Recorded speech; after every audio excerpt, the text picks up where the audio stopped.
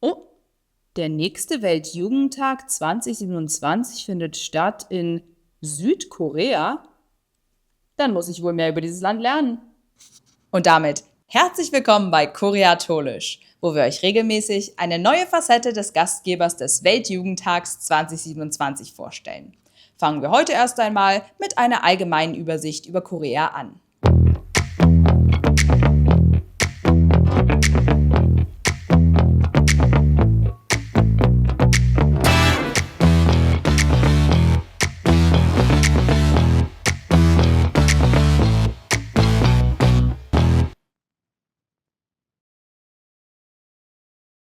Zunächst einmal, wo liegt Südkorea denn überhaupt?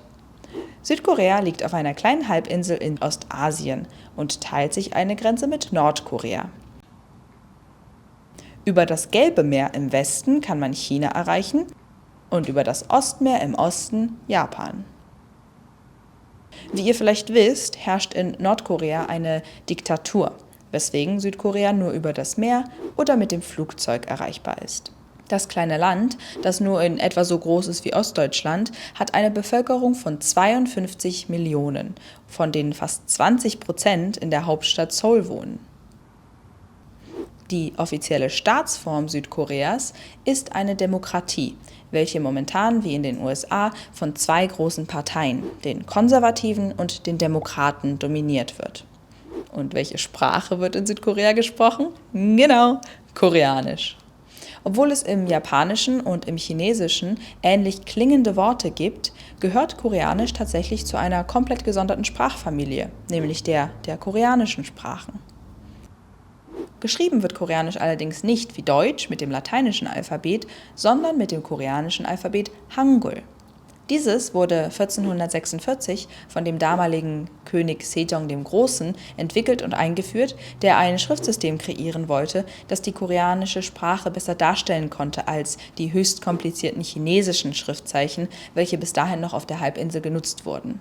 Aber keine Sorge, Hangul ist echt überraschend einfach zu lernen, viel einfacher als japanische Hiragana oder Katakana oder indische Schriftsysteme. Wir werden dazu auch nochmal ein ganzes Video machen, wo wir euch die Grundlagen der Sprache erklären. Klickt dafür gerne einfach auf das i. Wir werden es dort verlinken, sobald es veröffentlicht ist. Die koreanische Flagge, Taegukgi, symbolisiert durch das Im- und Yang-Zeichen in dessen Mitte die Balance aus dem Positiven und dem Negativen.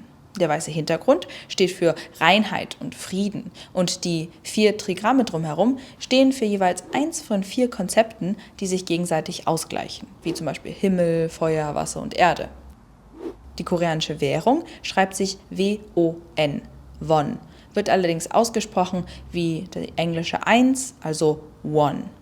Es gibt 1000 bis 50.000 Won Scheine und 10 bis 500 Won Münzen. Mehr dazu erfahrt ihr auch in unserem Video zum Thema Geld und Bezahlen, das wir euch wie gesagt auf dem i verlinken werden, sobald es veröffentlicht ist. Die koreanische Gesellschaft ist stark konfuzianistisch geprägt und es herrscht Kollektivismus. Das bedeutet, dass oftmals das Wohl der Gesellschaft über das des Individuums gestellt wird. Außerdem herrschen strikte Hierarchien nach Alter und gesellschaftlicher Stellung. Dennoch ist das Christentum überraschenderweise die Religion mit den meisten Anhängern, nämlich 31% aller Koreaner. Die meisten Koreaner allerdings, 51%, geben an, gar keiner Religion anzugehören.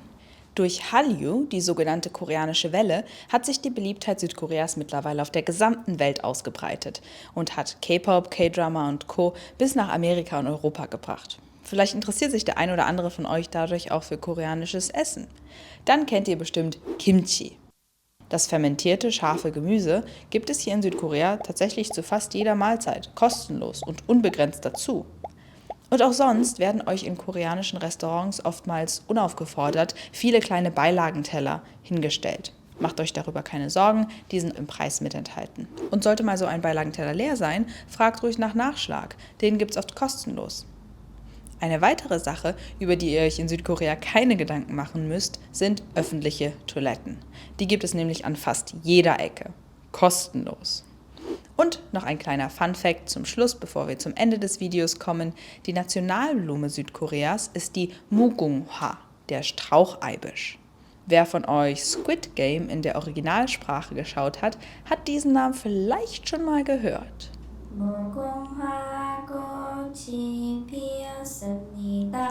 So, das war's für heute.